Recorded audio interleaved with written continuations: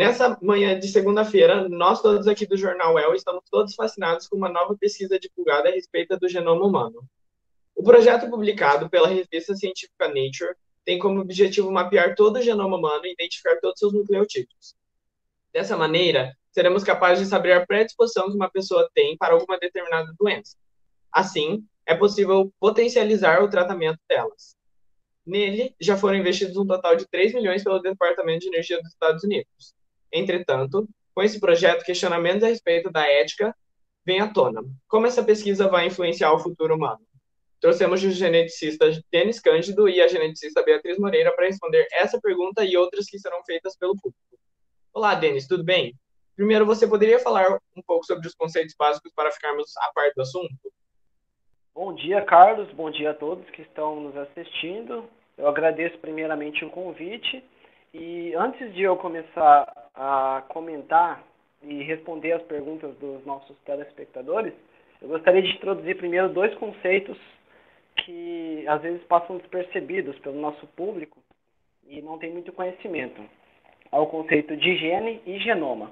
O que seria um genoma? O nosso genoma é um polímero de pares de nucleotídeos que eles têm a função essencial de desempenhar o metabolismo de determinado tipo celular.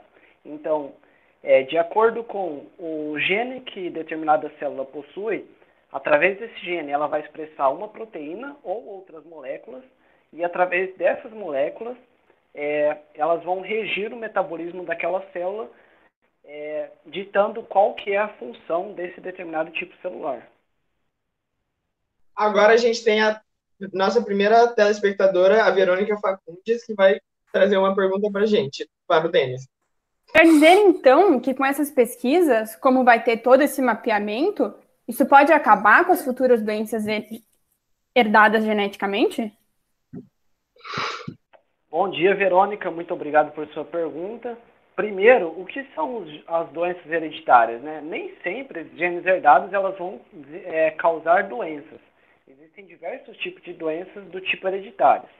Mas os distúrbios genéticos são classificados em monogênicos, onde ocorre mutação em um único gene, cromossômicas, quando há alteração da estrutura, ou então multifatoriais, que estão relacionados com o estilo de vida de determinada pessoa.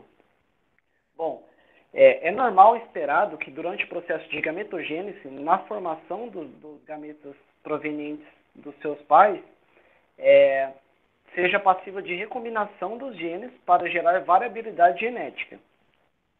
Porém, o que são as mutações?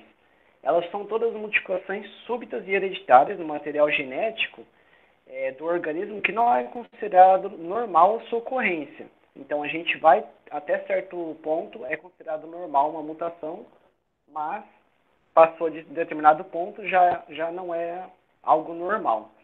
Bom, e os distúrbios são classificados em monogênicos, quando um gene alterado é transmitido, ou então cromossômico, quando há a malformação. E com o sequenciamento do genoma, fica mais fácil da gente analisar o genoma de determinada pessoa, e a gente vai ter aquela informação genotípica, e através dessa informação fica mais fácil de você fazer um pré-diagnóstico da propensão que aquela pessoa tem de vir a desenvolver determinada doença. Agora a pergunta da nossa telespectadora Gabriele. Bom dia. Minha mãe teve câncer de mama. É possível que eu tenha esse gene e, consequentemente, eu tenho câncer também? Bom dia, pessoal. Bom dia, Gabriele. Obrigada por enviar a sua pergunta. O que acontece é que as mulheres portadoras de mutações nos genes que se chamam BRCA1 e BRCA2, que são supressores de tumor, elas têm um risco de cerca de 80% de desenvolver câncer de mama e um risco aumentado para o câncer de ovário. Isso porque o risco global que uma mulher sem história familiar tem de desenvolver um câncer de mama ao longo da vida é de ordem de 10%, enquanto o câncer hereditário constitui apenas 1 a 2% dos casos.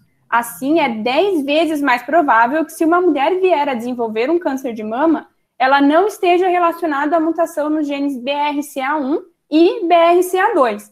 Então, não se preocupe, as chances de você ter herdado um gene mutante é muito baixa. Porém, os médicos recomendam que, em geral, deve-se ser feito um exame preventivo periodicamente. Kelly, agora o nosso último telespectador, o Augusto, vai trazer outras perguntas. E existe algum tipo de estimativa da quantidade de proteínas codificadoras que existem no genoma? Vale lembrar para o nosso público que não há proteínas codificadoras no genoma, mas sim genes codificadores de proteínas. Foi descoberto que o genoma humano possui 3,2 bilhões de nucleotídeos e que a sequência deles é de 99,9% igual entre todas as pessoas. Apesar dessa enorme quantidade de bases, apenas 2% do genoma é usado para a síntese de proteínas. No entanto, os trabalhos continuam, pois apesar de sequenciar e encontrar os genes codificantes, a gente ainda conhece muito pouco sobre a função de cada um desses genes. Eu gostaria de agradecer ao público pelas perguntas e ao Denis e à Beatriz por esse esclarecimento. Seguindo as nossas notícias, essa semana, no dia 12 de abril de 2003, os cientistas que trabalhavam no Centro de Ciências de Genoma Michael Smith, em Vancouver, terminaram o mapeamento da sequência genética de um coronavírus que acredita estar ligado ao SARS. Fiquem ligados nas próximas notícias.